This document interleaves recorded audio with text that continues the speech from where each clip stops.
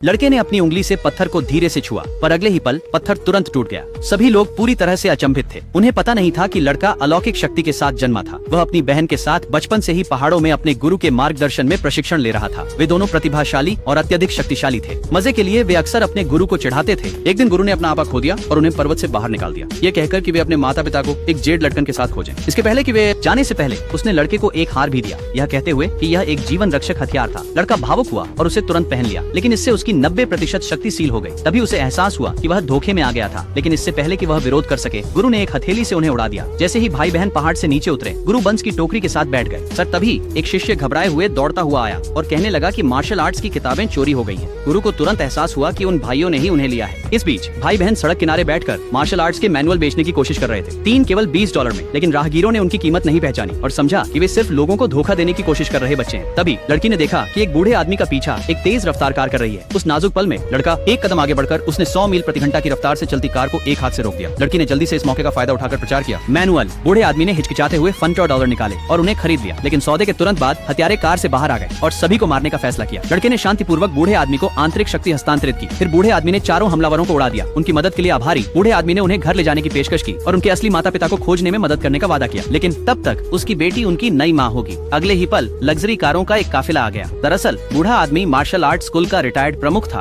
और अत्यंत धनी था, इसलिए भाई बहन उनके साथ घर ले जाए गए। उसे उम्मीद नहीं थी कि उनकी भूख इतनी भयानक होगी। उन्होंने जल्दी ही मेज साफ कर दी। अपनी बेटी को पता चलने से रोकने के लिए बूढ़े आदमी ने जल्दी से बर्तन हटाने का आदेश दिया। फिर बच्चों से कहा कि चाहे कुछ भी हो जाए, उन्हें उसकी बेटी को उन्हें अपने पास रखने के लिए राजी करना होगा। लेकिन जब उसकी बेटी ने यह सुना तो वह दृढ़ता से इनकार कर दिया, कहकर कि मार्शल आर्ट्स स्कूल संकट में है और उसे अभी भी अपने जुड़वा बच्चों को ढूंढना है जो 7 साल पहले लापता हो गए थे। पता चला कि उस समय उसने अभी जन्म दिया था जब उसके दुश्मनों ने जुड़वा बच्चों का अपहरण कर लिया और वे तब से गायब थे। उसने जोर देकर कहा कि ये 2 बच्चे नहीं रह सकते। अगर उसके पिता इसे नहीं संभालेंगे तो वह खुद उन्हें भेज देगी। फिर वह उन्हें ढूंढने की ओर मुड़ी। जैसे ही भाई बहन ने उसे देखा, वे दौड़कर उसके पैर से लिपट गए। रोते हुए बोली, माँ। लड़की उससे चिपक गई और रोने लगी। लड़के ने अपनी छाती थपथपाई और उसकी रक्षा करने की कसम खाई। बेटी ने यह दृश्य देखा और नरम पड़ गई। उन्हें एक मौका देने के लिए सहमत हो गई। अगर वे कल की परीक्षा पास कर सकते हैं तो वे रहें। लेकिन उसने जो चुनौती रखी थी वह थी उस पवित्र पत्थर को तोड़ना जो सैकड़ों वर्षों से कबीले का प्रतीक था। बूढ़े व्यक्ति ने तुरंत उसे डांटा, कहते हुए कि आज तक कोई भी उस पत्थर को नहीं तोड़ पाया है। लेकिन तभी छोटी बच्ची आगे आई। एक कविता सुनाने के बाद उसने अपने हाथ से पत्थर पर प्रहार किया। उसका हाथ लाल हो गया, लेकिन पत्थर नहीं हिला। पकड़कर आंसू रोकते हुए उसने अपने भाई से अगला प्रयास करने के लिए कहा। लड़के ने पत्थर के चारों ओर एक चक्कर लगाया, फिर धीरे से उस पर उंगली रख दी। उसी क्षण एक सुनहरी रोशनी चमकी और जो उन्होंने देखा उससे सभी पूरी तरह हैरान थे।